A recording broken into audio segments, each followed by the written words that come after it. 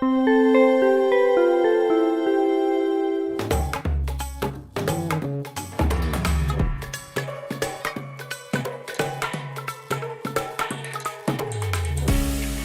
welcome and blessings to everyone. Shalom, bienvenidos y bendiciones a todos, donde quiera que se encuentren. Gracias por conectarse a este podcast. Como pueden ver en pantalla, el tema de hoy será: ¿es Jesús realmente el Señor de tu vida? Un tema muy interesante. Ya vamos a entrar de lleno con esto, pero antes que nada, una cálida bienvenida para ti, Baruch. Qué bueno verte y gracias por unirte a esta discusión.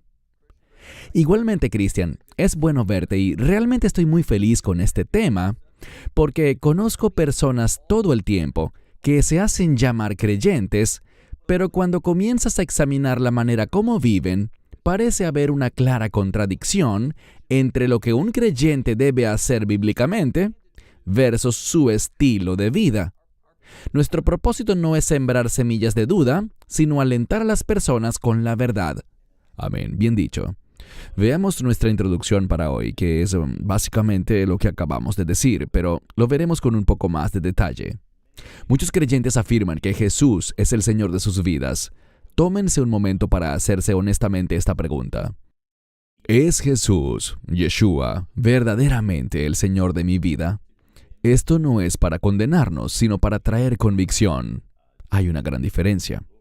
¿Realmente le damos al Señor la reverencia y alabanza que merece? ¿Es Él la prioridad en mi vida? ¿Qué puedo hacer para verdaderamente hacer a Jesús Señor de mi vida? Recordemos, hermanos y hermanas, algo muy importante. Ninguno de nosotros tiene garantizado un mañana. Si te encuentras con el Señor mañana, ¿qué crees que Él te diría personalmente? Si estás listo, Baruch, vamos a comenzar. Vamos a cubrir algunas escrituras en este podcast, así que espero que tengan sus Biblias con ustedes. Y si no, está bien, las colocaremos en pantalla en ambos idiomas, inglés en blanco y español en amarillo, en sus pantallas. Algunas son simplemente preguntas para autoevaluación. ¿Cuánto tiempo dedicas en oración y adoración? ¿Cuánto tiempo dedicas a la palabra? ¿Estás unido con los incrédulos? ¿Te estás separando del mundo? ¿Estás dando gracias al Señor? ¿Cuál es el fruto en tu vida? ¿Amas a tu prójimo y compartes el Evangelio? Y recordemos también que Dios es un Dios celoso. ¿Es Él tu prioridad? Y vamos a ver versículos para cada uno de estos 9 puntos de autoevaluación. Podrían ser más, por supuesto, pero tenemos un tiempo límite. Así que iniciemos con tus comentarios, Baruch. No estamos buscando sembrar semillas de duda en nadie, pero queremos que la gente se pregunte: ¿tengo una fe activa, una fe bíblica? La fe, desde una perspectiva hebrea, está relacionada con la verdad. Lo digo con frecuencia, creer no es suficiente. Tienes que creer la verdad. Muchas personas creen diversas cosas y las creen muy firmemente. Realmente piensan que están en lo correcto, pero si no es la verdad de Dios, eso no equivale a fe. Así que no buscamos sembrar dudas, sino que tratamos de orientar a las personas a que si realmente tienen una fe verdadera, estas cosas sean evidentes en sus vidas. Cuando hablamos del Señor de nuestra vida, no estamos diciendo que todos los creyentes le servimos perfectamente todo el tiempo, y que si no le servimos así, entonces Él no es nuestro Señor y no somos salvos. Esa no es la intención de lo que estamos discutiendo aquí. De lo que estamos hablando es de cuando una persona reconoce que Yeshua es realmente su Señor. Allí hay una expectativa cuando venimos a la fe en Él, de que queremos servirle, obedecerle y ver que su carácter se convierte en nuestro carácter. Eso es lo que una experiencia de salvación verdadera produce, y como dijo Cristian, de eso es de lo que estaremos tratando de convencerte. Queremos tocar tu conciencia para que digas: ¿estoy teniendo una experiencia de fe verdadera que confirma que estoy en la fe? Esa es la pregunta que estamos haciendo. Amén. Primera a los Tesalonicenses 5:17, Salmos 95:6 y Primera de Crónicas 16:11. Como siempre digo, hermanos y hermanas, hay muchos otros pasajes que podríamos usar para cada uno de estos puntos, pero por motivos de tiempo compartiremos solo algunos. Oren sin cesar. Oh, vengan, adoremos y postrémonos, arrodillémonos ante el Señor nuestro Hacedor. y busquen al Señor y su fuerza. Busquen su rostro cada vez más. Tus comentarios. Bueno, cuando dice oren sin cesar, la escritura en la que siempre pienso es Nehemías. Nehemías oró varios meses antes de presentarse ante el rey para decir que Dios lo estaba guiando a regresar a Judea. Y cuando se presentó ante el rey, hizo una oración muy breve. Creo que estas dos cosas van de la mano. Sí, existe una oración que tiene el sentido de prepararnos para el futuro, pero a veces hay una oración muy simple y rápida que puede lograr mucho. Oremos sin cesar. Debemos hacer de la oración la prioridad de nuestra vida, y en la medida en que creamos que Dios es el Señor, que Él es fiel y que cumple su palabra, eso se reflejará en cuánto tiempo pasamos en oración. Amén. Gracias.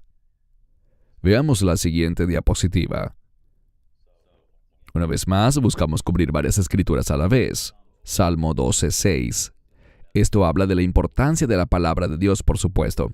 Las palabras de Jehová son palabras puras, como plata refinada en horno de tierra, 7 veces purificada. Primera Timoteo 3:16 y 17.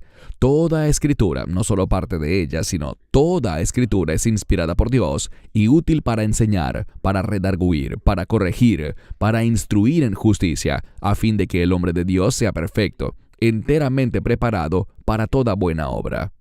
Y la importancia de la palabra de Dios también en Mateo 24. El cielo y la tierra pasarán, pero mis palabras de ninguna manera pasarán.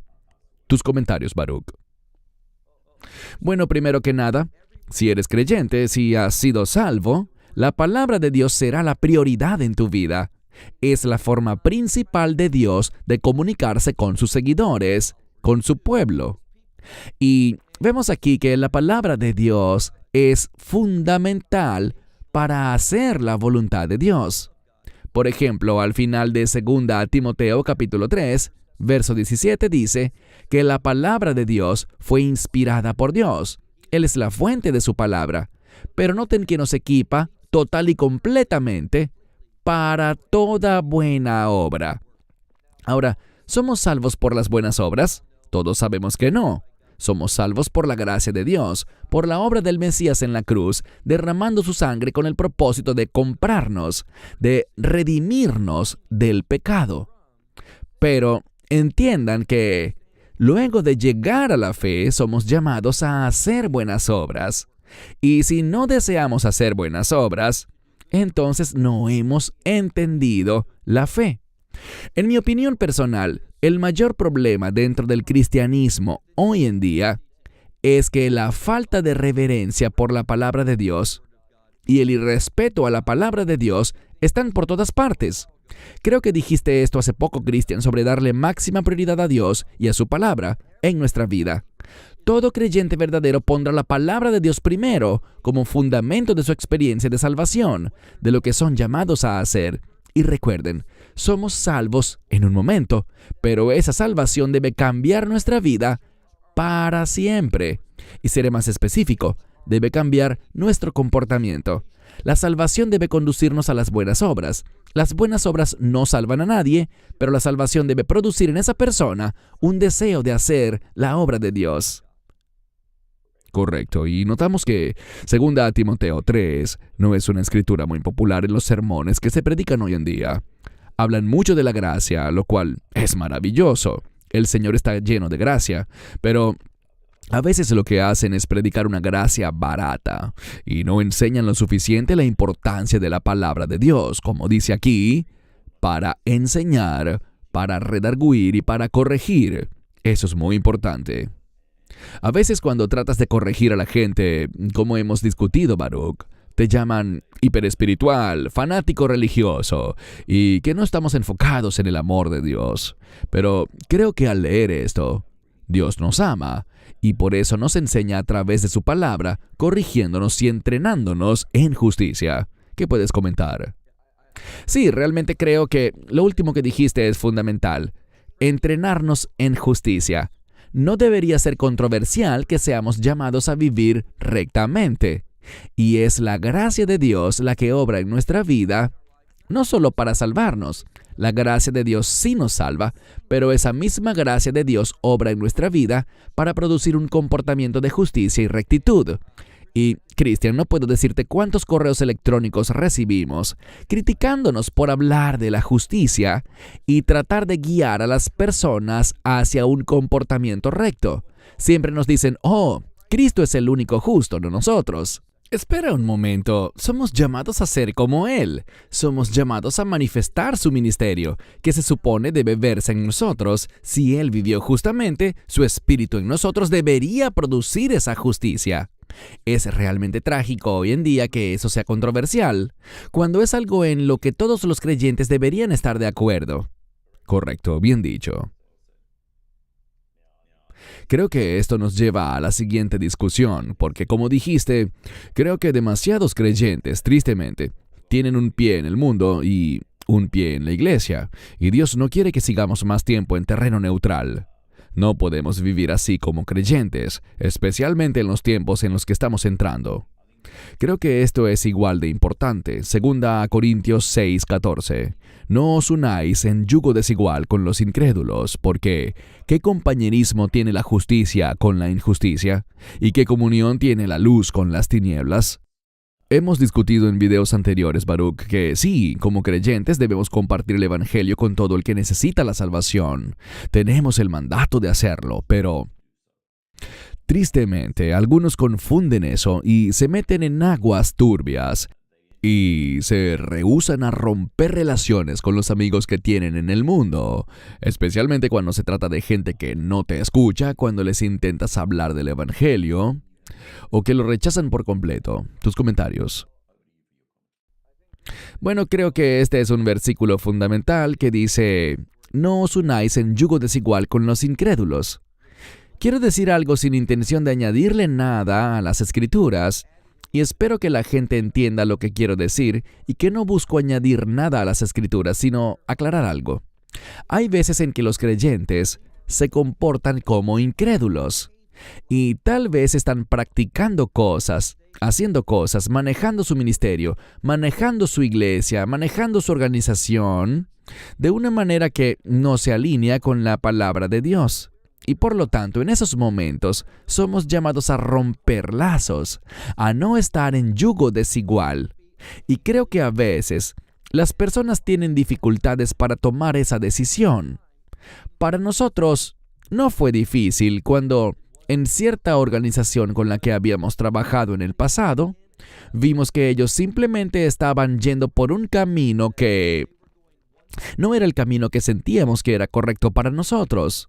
Y sinceramente, creo que uno de los principios más importantes que he aprendido en mi vida, lo aprendí del Dr. Charles Stanley, quien dijo: obedece a Dios y deja las consecuencias en sus manos. Quiero decirles que esa es una verdad realmente maravillosa, que nos ayuda a tomar decisiones y que nos trae paz. Dios es capaz de manejar las consecuencias y en realidad, cuando tomamos decisiones correctas, las consecuencias serán una bendición. Dios se encargará de ellas. Él hará que sean una bendición. Así que obedece a Dios. Esa es la decisión fácil. Muchas veces nos dicen: tal persona no es creyente, o tal grupo no está tomando decisiones que un creyente debería tomar, y por lo tanto, podemos respetuosamente simplemente romper lazos. Y creo que esta escritura es fundamental para alentarnos a tomar ese tipo de decisiones. Gracias. Algunas escrituras más. Sé que estamos cubriendo bastante terreno y esto me recuerda también que hemos sido criticados por usar demasiadas escrituras en algunos de estos podcasts, pero nunca es suficiente. Salmo 107:1. Este salmo nos habla acerca de dar gracias al Señor. Den gracias al Señor porque Él es bueno, porque para siempre es su misericordia. Primera Tesalonicenses 5:18. Den gracias en todo porque esta es la voluntad de Dios para con ustedes en Cristo Jesús. Filipenses 4:6. Por nada estéis afanosos, sino que en todo, con oración y súplica, con acción de gracias, sean dadas a conocer sus peticiones a Dios. Hablamos de esto en un podcast anterior, Baruch. Creo que la acción de gracias es un aspecto primordial en la vida diaria de un creyente, que a veces tristemente descuidamos. ¿Tus comentarios? Sí, no podría estar más de acuerdo. El agradecimiento a Dios es algo que realmente debemos enfatizar. Necesitamos repasar nuestro día, reflexionando en cada cosa y diciendo, ¿por qué motivo debo agradecer? ¿Qué acciones de gracias tengo para compartir con Dios? Dios es bueno, Él hace tanto en nuestras vidas cada día y debemos reflexionar sobre lo que experimentamos a diario. Hablando con mi esposa, muchas veces decimos, ¿sabes? Esto podría haber salido de una manera muy diferente. Gracias a Dios que no fue así. Cuando revises tu vida y medites en tu día, especialmente con tu cónyuge o con alguien de confianza, al hacerlo, vas a ver más y más razones para darle gracias a Dios. Amén. Gracias. Los próximos versículos que veremos hablan sobre pruebas, algo de lo que también hablamos en un podcast anterior. Muchas personas están pasando por pruebas y eso nunca es fácil, pero veamos qué dicen estos versos. 1 de Pedro 4, del 12 al 13. Amados, no se sorprendan del fuego de prueba que les ha sobrevenido, como si alguna cosa extraña les aconteciera, sino gócense en la medida en que participan de los padecimientos de Cristo, para que cuando se manifieste su gloria, también se gocen con gran gozo. Y Santiago dice, hermanos míos, tengan por sumo gozo cuando se hallen en diversas pruebas, sabiendo que la prueba de su fe produce paciencia. Pero dejen que la paciencia haga su obra perfecta para que sean perfectos y completos, sin que les falte nada. Creo que 1 de Pedro, Baruch, tiene un mensaje poderoso. He estado allí. Puedo decirlo abiertamente, que cuando he pasado por pruebas de fuego, no puedo evitar pensar, esto es muy extraño. ¿Por qué me pasa esto a mí? Pero realmente nos recuerda que Dios tiene un plan y que no debemos considerar estas pruebas como algo extraño. ¿Tus comentarios? Sí, quiero subrayar lo que acabas de decir. No deberíamos considerar extraño que el mundo nos rechace, porque el mundo nos odia. Eso es lo que nuestro Señor y Salvador nos enseñó, y es algo que especialmente será cierto en los últimos días. El contexto de este pasaje habla de los últimos días. Pero no es extraño para nosotros pasar por pruebas, problemas, dificultades, o como dice aquí, una prueba de fuego. Todos atravesamos situaciones, pero hay buenas noticias. Nunca jamás pasamos por ellas solos. Dios está con nosotros, y como Dios está con nosotros, sabemos que el enemigo no tendrá la victoria. El enemigo no nos derrotará. Vamos a salir adelante, vamos a vencer porque estamos con Él y tenemos la victoria asegurada. Insisto, como hablamos en un video anterior, el día de la liberación está en el futuro. Vamos a experimentar la victoria. Servimos a un Dios que es un Dios de victoria. Nunca ha sido derrotado, nunca pierde. Él es el campeón de nuestra fe. Por lo tanto, no se desanimen, perseveren y recuerden que el día de la victoria está en el futuro. Amén, gracias. Mateo 7, 15 al 20. El contexto de este pasaje nos habla sobre falsos profetas y falsos maestros, pero creo que especialmente la última parte de la Escritura aplica para todos los creyentes. Esto de por sus frutos los conocerán. Leamos. Cuídense de los falsos profetas que vienen a ustedes vestidos de ovejas, pero por dentro son lobos rapaces. Por sus frutos los conoceréis. ¿Se recogen uvas de los espinos o higos de los abrojos? Aún así, todo buen árbol da buenos frutos, pero el árbol malo da malos frutos. Un buen árbol no puede dar malos frutos, ni un árbol malo puede dar buenos frutos. Todo árbol que no da buenos frutos es cortado y arrojado al fuego. Por tanto, por sus frutos los conoceréis. Te daré la palabra, Baruch, y creo que no hace falta entrar en detalles, ya que probablemente hemos hecho más de 50 videos exponiendo a falsos maestros y falsos profetas. Pero Creo que debemos ser muy cuidadosos con esto que el Señor nos advirtió que vendría en los últimos días. Hablaremos de esto un poco más adelante en algunas diapositivas, pero danos tus comentarios sobre este pasaje. Solo diría que los falsos profetas y falsos maestros tienen un propósito: evitar que produzcamos buen fruto. Por eso son tan peligrosos. Por eso hemos hecho tantos videos. No porque querramos enfocarnos en los falsos maestros, sino porque queremos advertir a las personas sobre lo que creer en esas falsas enseñanzas causa en la vida de una persona. Eso arruina sus buenas obras. Nuestras buenas obras glorifican a Dios, permiten a los demás ver el mover de Dios, el poder de Dios, su presencia en nuestra vida. Por eso es un tema tan importante.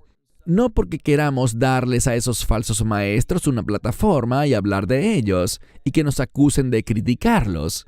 Esa no es nuestra intención. Lo que queremos es advertir a todos, porque somos llamados a hacer esto, como lo ha señalado muchas veces. La Biblia dice que los expongamos porque son peligrosos y por eso grabamos estos videos. Sí, quiero añadir a eso también, para extender un poco tus palabras, que realmente les pedimos, hermanos y hermanas, que oren para que el Señor les dé discernimiento. Muchas personas lamentablemente están usando a Israel de manera engañosa para falsedades. Hemos señalado varios nombres en el pasado, gente como... Hay muchos a decir verdad y mejor ni mencionaré los nombres hoy, pero solo porque alguien use una bandera israelí o se autodenominen rabinos, por favor, tengan mucho cuidado. Muchos lo que hacen es puro sensacionalismo. Si no enseñan de acuerdo con la palabra de Dios, aléjense de ellos. Tienen que ser probados con las Escrituras. Por favor, sean muy cuidadosos. Avancemos.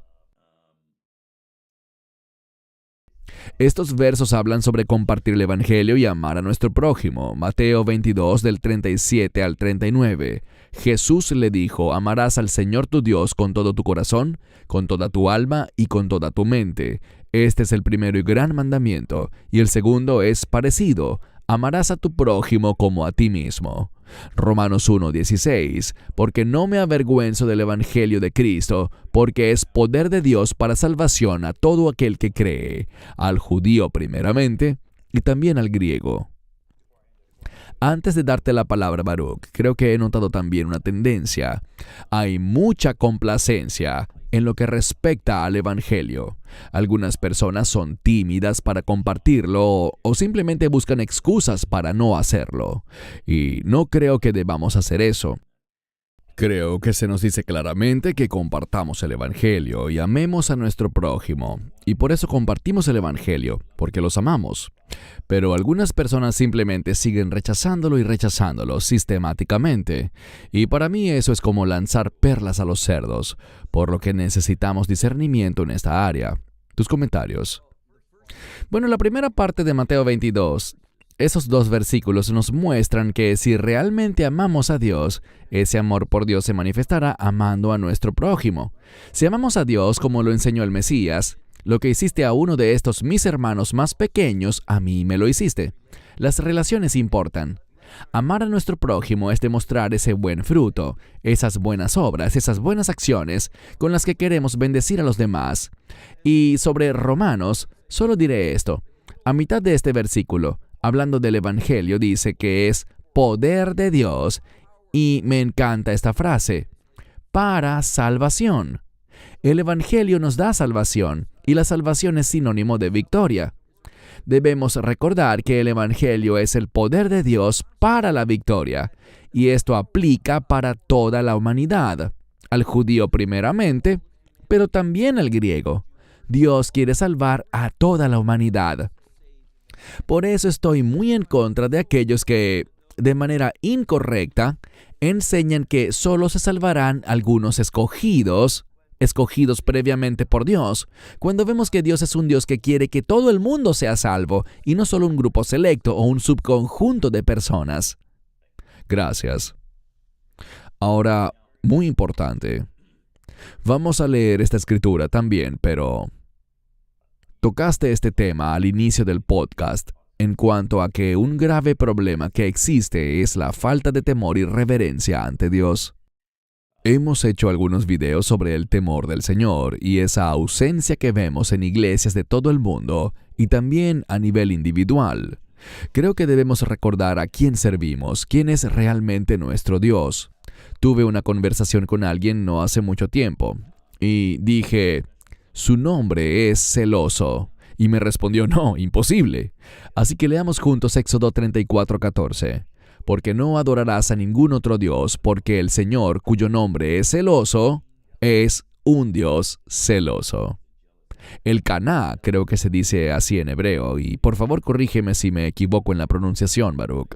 Pero Él es celoso y no compartirá su gloria con nadie más. Y creo que debido a que la gente ha perdido esa reverencia, quiero decir, leemos en Levítico y Éxodo lo que sucedía, ya sabes, cuando un sacerdote entraba al lugar santísimo, la seriedad de lo que debía hacerse, y el sumo sacerdote debía seguir el protocolo al entrar, o de lo contrario, incluso podría morir. Y es verdad, ahora tenemos a Yeshua, Jesús maravilloso, y debido al derramamiento de su sangre, su preciosa sangre, podemos acercarnos confiadamente al trono. Pero eso no significa que perdamos el temor piadoso y la reverencia hacia el Señor. Creo que las personas que andan con un pie en el mundo y otro en la iglesia no entienden lo que significa darle todo lo que tienen a un Dios celoso. Tus comentarios, Baruch. Dios es celoso, y lo que eso significa es esto.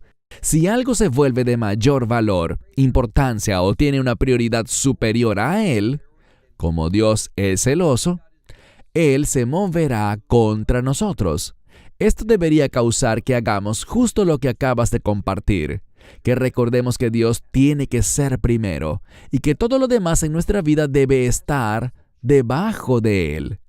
Creo que allí es donde las personas fallan. Dicen, por supuesto que Dios es lo primero en mi vida, pero en la práctica hacen cosas que están en conflicto con las prioridades de Dios. Así que Dios debe ser nuestra prioridad y todo lo demás en nuestra vida debe estar sujeto y traído bajo su autoridad. Dios ciertamente es un Dios celoso. Y si te entendí correctamente, dijiste que alguien negó que Dios sea celoso. Pero al hablar de celo, tenemos que comprender a qué tipo de celo exactamente se refiere la Biblia. Dios tiene celo por aquellas cosas que son buenas, por cosas que están relacionadas con su carácter. Así que debemos tener un entendimiento bíblico del Dios de las Escrituras.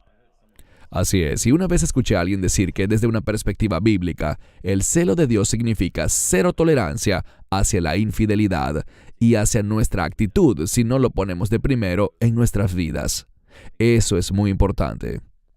Continuemos. Aquí tenemos una pequeña lista de verificación a manera de resumen y recomendaciones, hermanos y hermanas, para ustedes. Pon al Señor de primero en tu vida. Espera y confía en el Señor en tiempos de prueba. Pasa más tiempo en la palabra, en oración y ayuno. Recuerden que Yeshua dijo cuando ayunen y no si es que ayunan. Sepárate del mundo. Da gracias diariamente. Busca el discernimiento del Señor, especialmente de cualquier enseñanza falsa y falsos maestros.